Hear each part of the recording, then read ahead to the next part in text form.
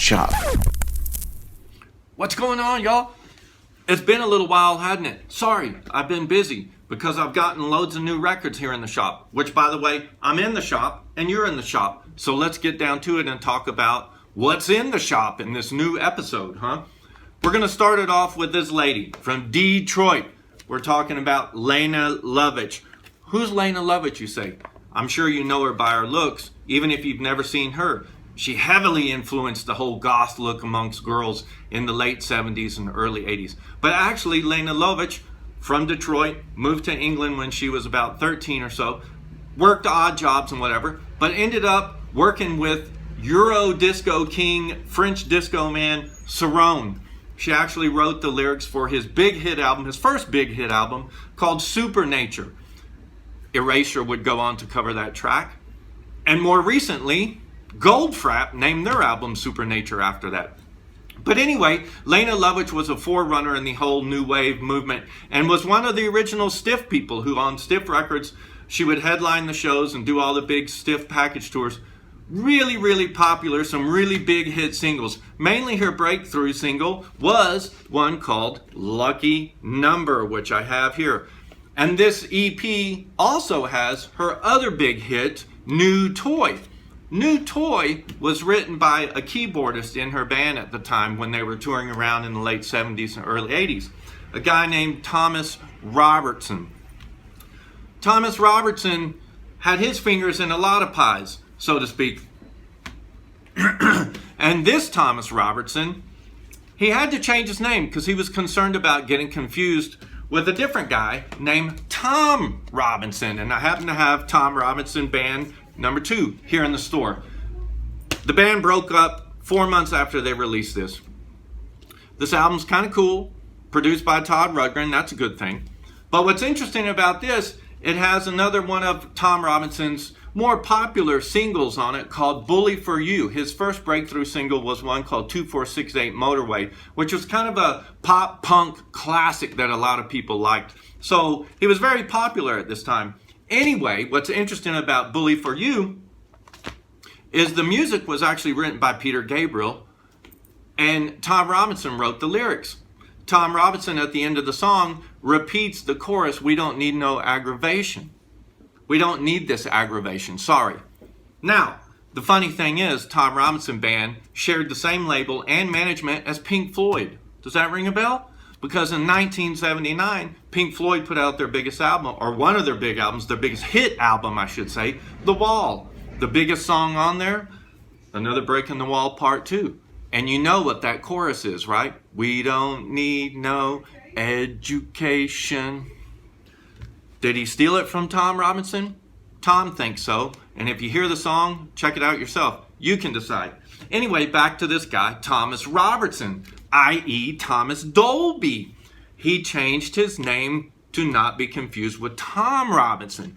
Dolby, where did he get the name? Has nothing to do, well, he's not related to the famous noise reduction thing, but rather his friends gave him that nickname because when he was a teenager, he's always messing around on his keyboards and with instruments and whatever. So they called him Thomas Dolby. This was his breakout album. Well, and it was his debut album, I should say. It was released 5 different times. Why? Different covers, but because of different songs. Because originally, the UK and American version did not have the song that everybody knows him for, She Blinded Me with Science. That came out after the album was released, so they had to re-release it to include that big hit. This is actually the second American version, and yes, it does have She Blinded Me with Science. You know, She Blinded Me with Science, Thomas Dolby, was heavily influenced by MTV and the new medium of music videos that was coming out at the time in the early 80s. Also because he was in New York at the time, working with another band, which I'll get to in just a second. But Thomas Dolby had an idea for a video because he wanted to get into that scene. So he wrote out a story with characters, created characters, everything, created a storyboard for what would become She Blinded Me with Science.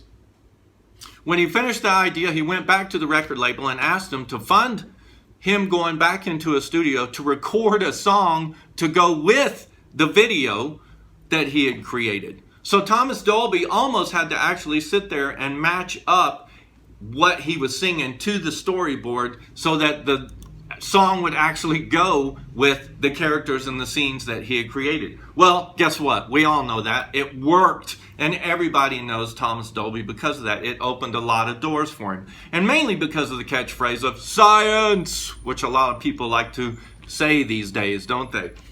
Funnily enough, the old man that's doing that, the mad scientist, is a real scientist, or was a real scientist, an English scientist and a TV presenter named Magnus Pyke.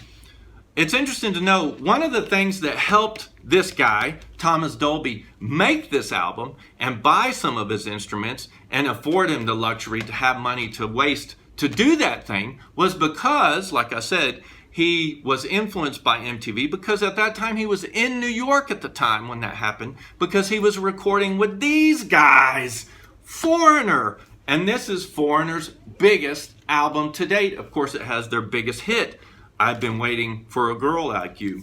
Of course, it has other great tracks on it. Foreigner's a great band, by the way. Solid band. Funnily enough, Thomas Dolby said he was really into Eno, and he wanted to subversively put some Eno in on this record and get it in on American radio. So, when you hear I've Been Waiting for a Girl Like You, those keyboards at the beginning of the song, that's right. That's Thomas Dolby. It's interesting to note, on this record, Thomas Dolby has, of course, Lene Lovich, which he worked for. He has the producer Mutt Lange, who produced this, also produced Def Leppard, AC/DC, several others. He has Andy Partridge from XTC on here. And believe it or not, a guy named Daniel Miller, who you may know started Mute Records, is on that record. And he had some other buddies that he had been working on, and it was on this album, and he was on their album called Set by the Thompson Twins. There's no one named Thompson. There's no one Twins. They actually named themselves after characters in the 1010 series of books. But anyway, this is their second album. Last album as a big group. Shortly after this album, it went down to the main three: Tom,